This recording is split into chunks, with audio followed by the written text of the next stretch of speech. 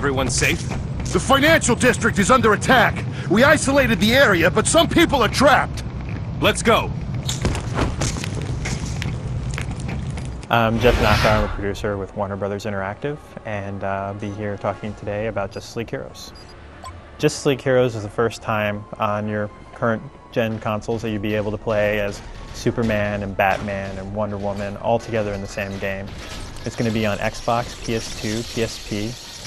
We also have versions for the DS, and we have a Flash game also for the GBA. And it basically takes your basic 7 Justice League members, which, you know, for us is Batman, Superman, Wonder Woman, Zatanna, Green Lantern, and Martian Manhunter. It starts off, you know, with a meteorite hitting the Earth, and there's a signal being sent by the meteorite, a telepathic signal, and it's talking to one person, one entity alone, and that's Brainiac, and he's kind of drawn to it, and that kind of starts the whole storyline.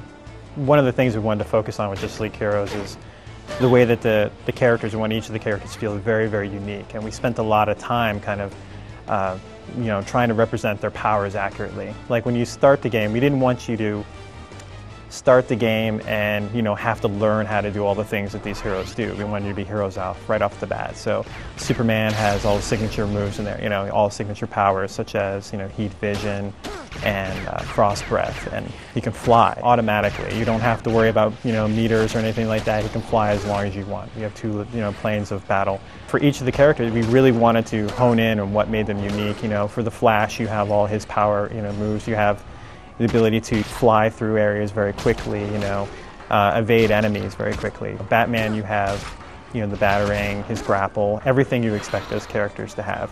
What we want to do with the characters is, instead of giving them like a basic set of general abilities, each one feels completely and utterly unique. So far we've announced 2 unlockable characters. Right now we have Aquaman and Green Arrow.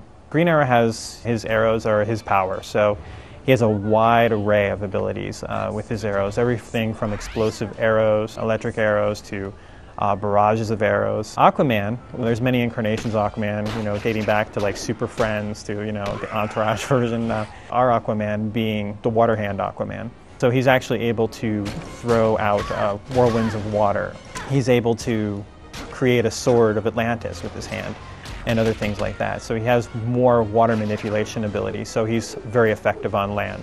For Justice League Heroes, we wanted to make sure that we had a good single player and a multiplayer experience. And they are very, very similar. You always have 2 characters, even in single player. You're able to switch between the 2 on the fly, and with your AI partner, you basically are able to control his AI on the fly as well. Just by pressing a direction on the D-pad, you can set him to aggressive or defensive, or like a more neutral, like middle ground.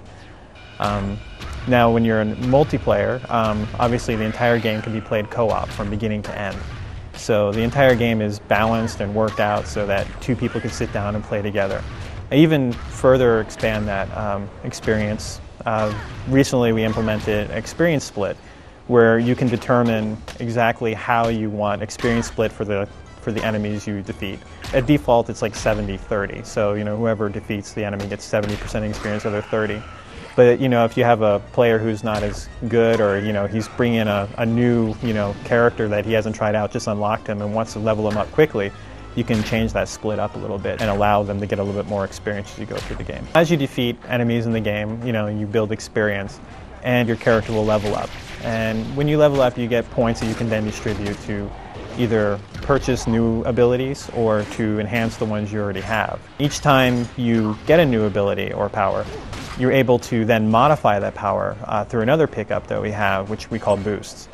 And what boosts do is that they allow you to, there's a whole variety of boosts. There's speed boost and duration boost and efficiency boosts, and they all have a different purpose. Some like decrease the amount of energy a power uses, some increase the duration, how long it lasts, some give you more of a chance of a critical hit. And each time you level up an ability, you get a slot that you can put a boost in.